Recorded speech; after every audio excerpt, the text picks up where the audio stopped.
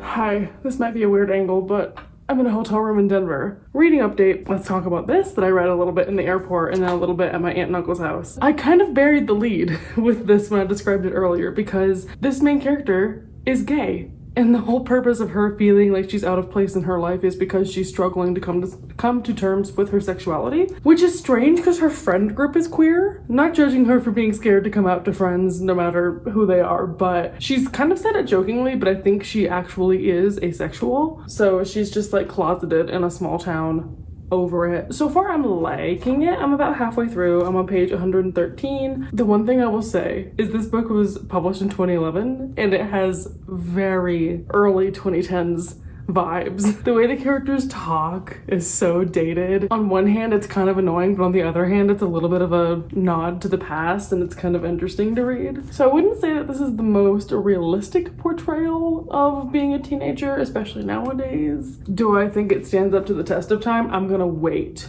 to say. Hopefully at the end it'll come full circle and like really grab my heart. Anyway, one thing about me is I love nothing more than a hotel room. I have a king size bed.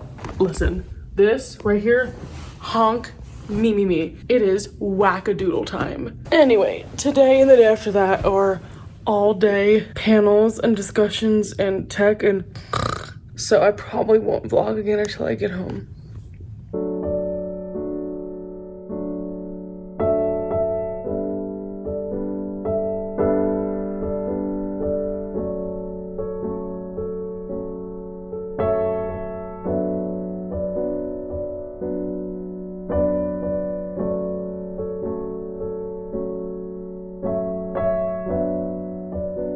I just got an email that I have a package.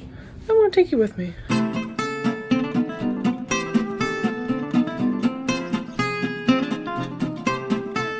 Let's see what it is, shall we?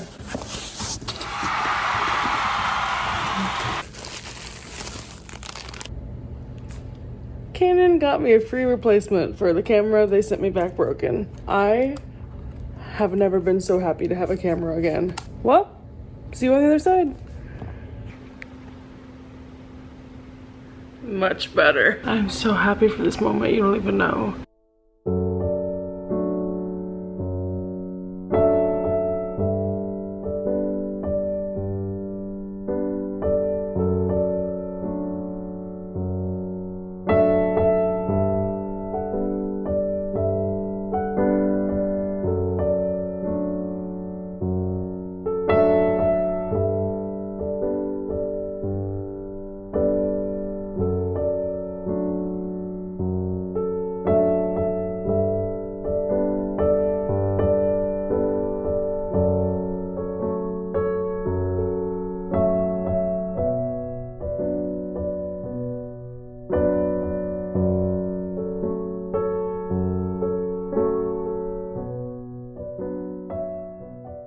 I am the Cinderella version of myself today, which is why I look like this. I love a 3-day weekend because I feel like I had a day to do fun stuff, a day to get stuff done today, and I still have a day off tomorrow. I wanted to come on an update because I finished my book last night. So I finished Ask the Passengers.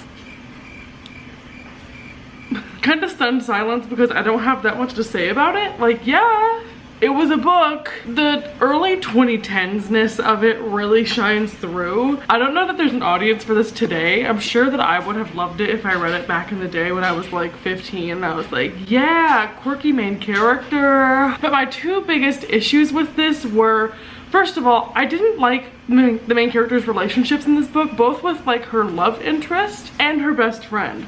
They both were kind of bad people to her. So I was like, cool, where's like the new character that teaches her how she deserves better? And it never happened, so that was kind of weird. And the other thing is, for this to be like a sapphic coming of age book, I feel like a lot more has been published recently that does a much better job. And this author says in the Q&A in the end that she is straight. So I'm inclined to recommend an Own Voices book before this one. It was just really average. It just felt a bit dated for what it is. So on this, I say save your time. It was easy to read and it did the trick when I had delays at the airport, but I didn't really feel connected to the plot or the characters. So I'm gonna give it 3 stars. Didn't love it, didn't hate it. I don't think I've seen a review past 2016 that really loved this. A bit past its time, I think. There is this one book that I have been meaning to read and I know it's gonna be 4 or 5 stars, so I've been saving it for a time that I can really savor it. It is the 3rd book in the One Dance with the Duke or the Stud Club series by Tessa Dare. This one's called 3 Nights with a Scoundrel. It's a book in a historical romance series set in England. It's about this guy friend group that all are in this stud club, which is basically just like the main character of book 1 has this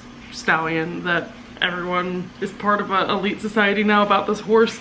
It sounds weird, but each book just follows a different man that's in that friend group. The first one was this guy who's like an eligible bachelor, but he has social anxiety, so he didn't want to go to all the forays and like meet a woman. So book 1 was all about him. Book 2 was about another guy who used to fight in the war and returned to his hometown afterward to like clean up the aftermath of like his family basically running the town into the ground and everyone hates him, so he has to like build up his reputation again. And he meets the barmaid of the town.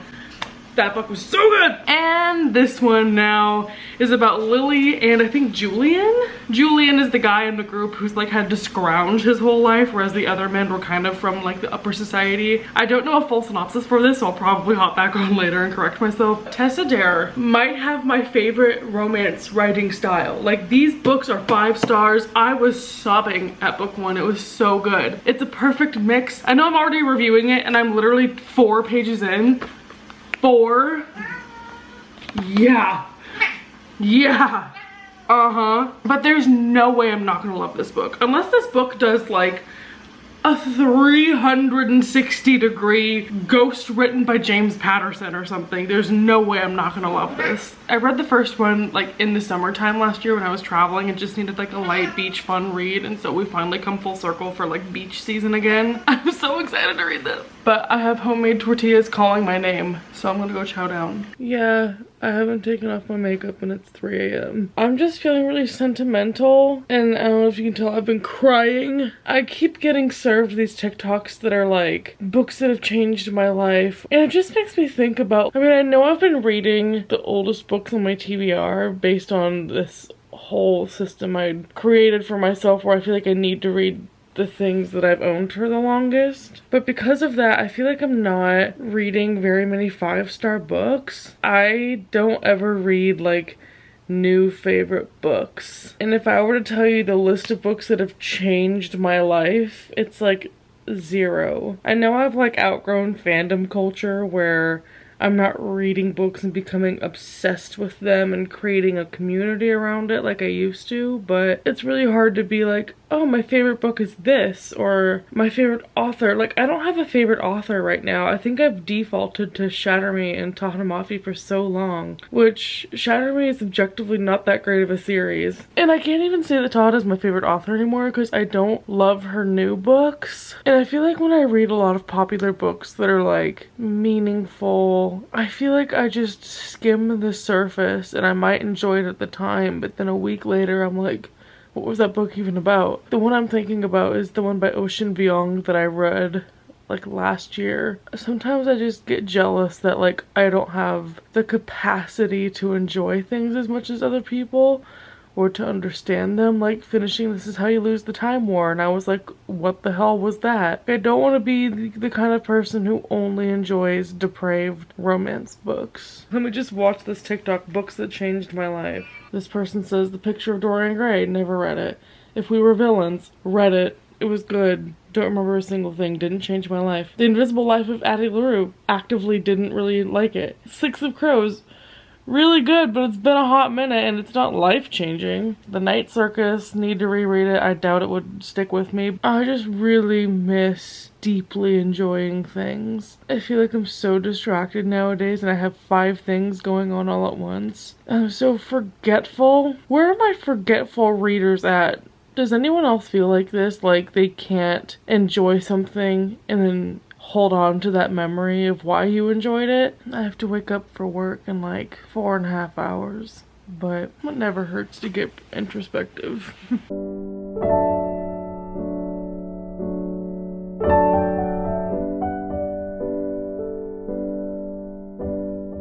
The unfortunate thing is I've already cried. Oh, it's still happening. I'm still crying. Basically, this is an exhibit with some of her outfits, and I'm not gonna lie, I turned the corner and saw this and lost my mind. Little Miss Shelby has greeting cards in the gift shop. Oh my god, what's your favorite one? There's so many of them. This one, actually. Oh, it's the long-lived one! Oh.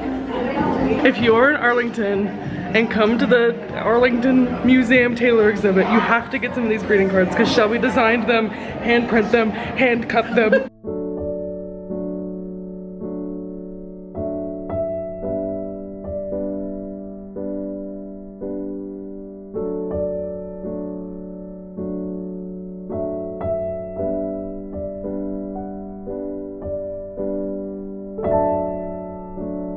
Good morning. I leave for Cancun in like an hour and a half and I'm Gordo's upset.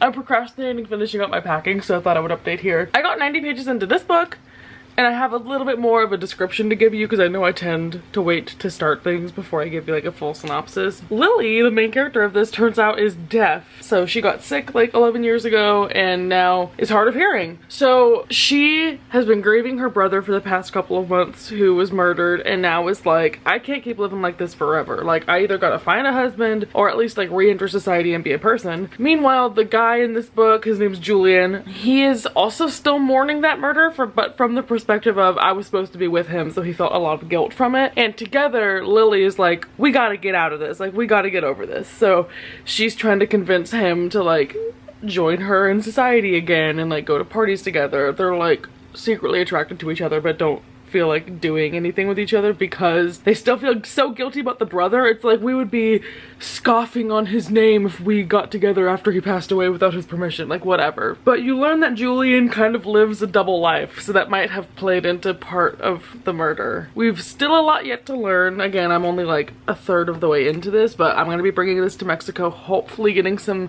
reading done on the beach, which is always a gamble because part of me just wants to sit there and be like, water. But I'm really liking it so far. I will say I was expecting to be devouring this and like munching it up like the first two and can't get enough of it, and it's kind of just like, it's good. I'm not obsessed with it like I was the first two, but hopefully if I just like read the rest in one sitting, that will provide the vibes that I'm looking for. You good boy.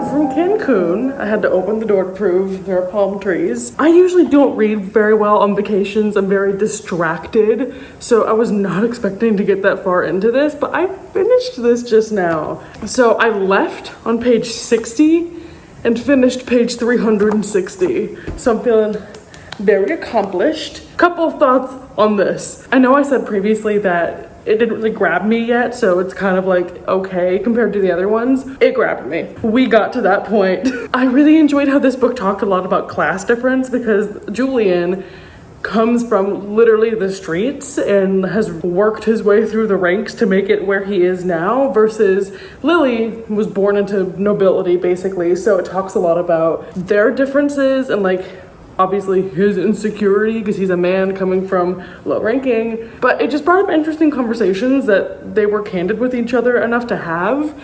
Also, one thing I'll continue to praise in this series in particular is, I don't know how many times I have to say it, I don't care about a murder mystery. I don't want a murder mystery. Take it away. Sucks they died. However, this book finally gives you the details of what happened, and it's from Julian's perspective, who was closest to the murder, so it finally solves it. But I was like gripped and intrigued. But I think I'm gonna end up giving it like 4 stars. It was going at like a 4.5. Like I really enjoyed it. It just isn't like a tippity top favorite of mine. The one thing that I took more points off of it for, and this is a spoiler, but I feel like it's significant enough to mention, so I'll just put a timestamp if you want to skip past it and don't want the spoiler. But I'm discounting this book some points because one of the plot points within this, and a crux in the murder, is a gay character is killed for homophobic reasons. We are just past that being used as a plot point in books. I also know it was Victorian times, so it was realistic for that time period. Don't care. Give gay people their joy back. There was a sweet sentiment at the end around it with like the lover that he left behind, but yeah, not super happy with Miss Tessa. So yeah, this is done and I still have a whole day here and a flight home. So I'm so happy I packed a backup book. I was kind of laughing at myself because I was like, girl, you're not gonna need a second book, but I did. The other book I brought to read is Ophelia After All by my good friend Raquel Marie. That being said, I don't know how much I'm going to talk about this. First of all, because I'm biased and I love her to death, so I'm sure I'm going to be swayed positive toward this, and also kind of awkward to review a book in this situation. I'll give you my overall sentiments on it, but don't expect a full review. Honestly, I might even end the vlog before I talk about this, so. But if you don't know, this is a YA contemporary about a girl named Ophelia who is boy crazy, but then she starts either questioning her sexuality or gets a crush on a girl. It's about like her bisexual coming of age. Shelby, who's my best friend, adored this book. I've been kind of skeptical. YA contemporary and I don't mesh, but I cannot wait to give this a go. I've seen quotes from it that I love, so just putting this out there. Support my friend Rocky, and it's Pride Month, so pick up some gay books. Here's one.